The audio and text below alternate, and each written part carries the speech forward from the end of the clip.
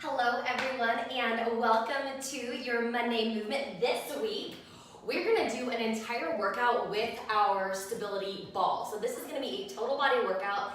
At the end I'm going to give you the option to make it just a little bit more intense and add a little bit of a cardio element to it. So I wanted to do an exercise ball equipment because most of us have one of these. If you're working out at home, I know you probably have one. If you don't have one, this is one of the pieces of equipment that I would highly recommend you get. If you work out like in your offices, if your office has a little gym area, a lot of office gyms have this, hotel gyms have this, and then your regular gyms have it. So I'm a huge fan of these stability balls, and typically I like to work my core, and I always do hamstring curls with the balls, which of course are gonna be in today's workout, but you can actually work your total body. So we're gonna start with an overhead squat.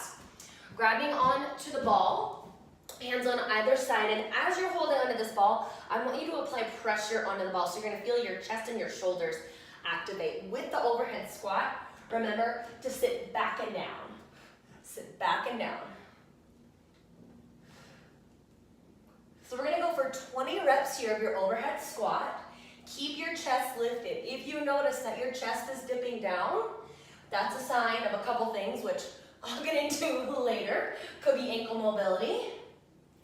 Now after you do your 20 overhead squats, we're gonna do an overhead lunge rotation. So again, keeping that squeeze on the ball, rotate up and over, pivoting on the feet. Don't forget about the upper body.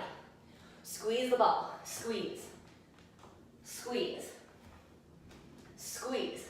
Now since we've been squeezing the ball, we're doing 20 of those, 10 per side. We're then going to do push-ups. Come into a plank position with your shins on the ball. Yikes. And do as many push-ups as you can. Some of us are going to be able to do 20, others are only going to be able to do 5. Shoulders under the wrist, or wrists underneath the shoulders. Lower the chest down, press back up.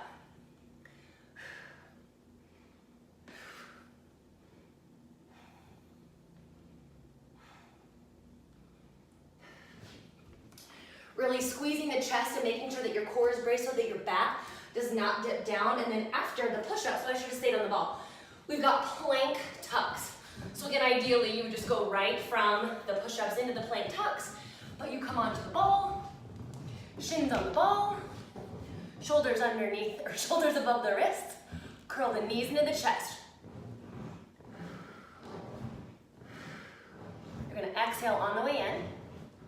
See if I can turn to the side a little bit better for you.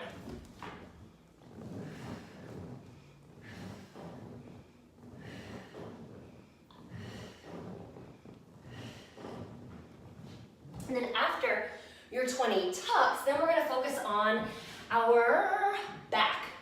So moving from the lower body to the upper body and now to the back of the body.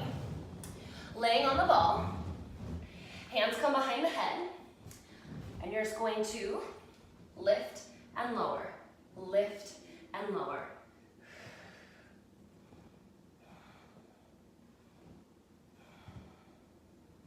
Twenty of these. And then when you're done with your back extensions, we're gonna roll up on the ball just a little bit more so we can do reverse hyperextension. So these focus on the glutes. Have your hands on the ground, lift the glutes up, or lift the legs up, squeezing the glutes, and then lower. So lift and lower. So I've said 20 of these, but because our glutes are typically pretty strong, and especially if you do my workouts, we do a lot of glute stuff. If 20 is not enough, if you're like, I could do a few more of these, bump it up to 30 so that you're constantly challenging yourself. And we're gonna keep the work in the back of the legs, rolling onto our backs now for hamstring curls. Once you're on your back, place your calves, your ankles, your feet on the ball. First order of business is to lift your hips up high. Get the hips up, hold them up. Some of you might just need to hold this position and get used to it. Once you're ready to add the curls, curl the heels in towards the glute and then extend the legs. Lift, squeeze, lift, squeeze. What we want to avoid here is letting the hips drop down and just curling like this. Keep the hips up as high as you can the entire time so that your glutes and hamstrings are working.